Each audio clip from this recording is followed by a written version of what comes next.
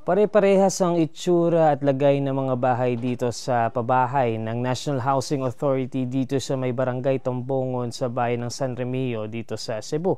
Matapos yanigin ng magnitude 6.9 na lindol ang probinsyang ito nito lamang nakaraang araw. No? Kung makikita nyo dito, no? Ito yung mga bahay, puro crack. Itong mga kisame na mga bahay, gumuho na. We got the permission mula sa isa sa mga may bahay dito, no? Pasukin natin itong bahay na to quickly lamang dahil from time to time may nararamdaman pa rin tayong aftershocks. Ito, nakita natin mga kable dito sa loob. Mabilis lang tayo, no? Kita nyo, talaga may mga tipak ng bato na bumagsak. Nakausap natin yung may-ari ng bahay nito. Sabi nila, buti na lamang nakatakas sila. Muntikan pa nga silang matamaan ng mga bato, no? So pare-parehas na ganito yung itsura ng mga bahay dito sa loob. At yung damage mula dito sa lindol, kita rin dito sa mga kalsada. Kita nyo ito, umahon na, oh.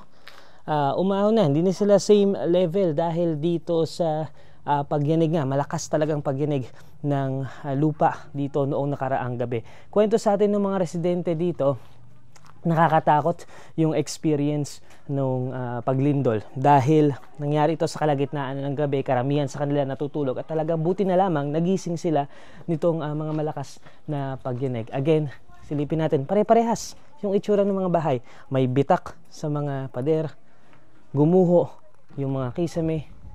Dito pa, silipin natin dito. Pero yung talagang pinuruhan na parte ng mga bahay dito ay yung mga CR nila na nasa likod. Dito, silipin natin.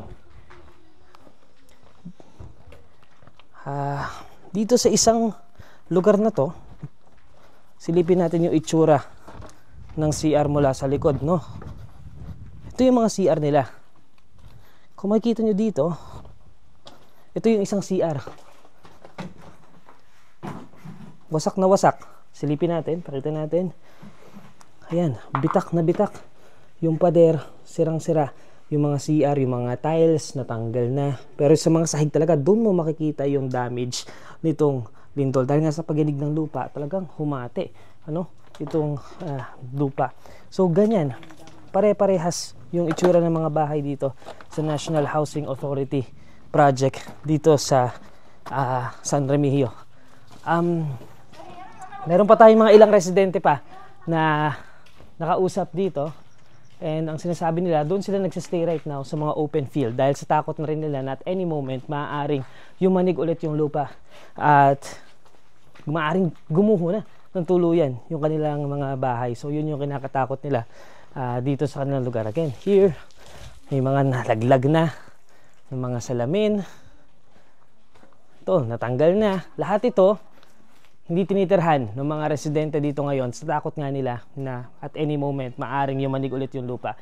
Ate, ito pong bahay nyo, ganun din po yung sinapit? Oo po sir, bagsak na po yung likod. Yung Hindi na matirhan, hindi na mapakinabangan. Hindi na mapakinabangan to. Okay lang po bang silipin namin saglit? Okay. Bibilisan lang natin dahil just right now, kanina lang, may aftershock ulit tayo naramdaman, ano? So ito, ayan, talagang may bitak din. May bitak din doon sa pader. At kung makikita nyo, itong sa CR sa labas, gumuho na itong bubong. At ito, wasak din. Talaga yung CR.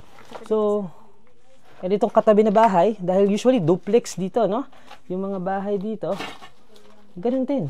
Wasak din yung mga CR. So talagang ang tinamaan yung mga bahay dito sa dulong bahagi nitong pabahay ng National Housing Authority. So ang hinihingi ngayon ng mga residente dito, tulong sa tubig, tulong sa pagkain, at especially tulong doon sa matutuluyan nila tuwing gabi. Dahil nga sa ngayon doon sila natutulog sa mga open field.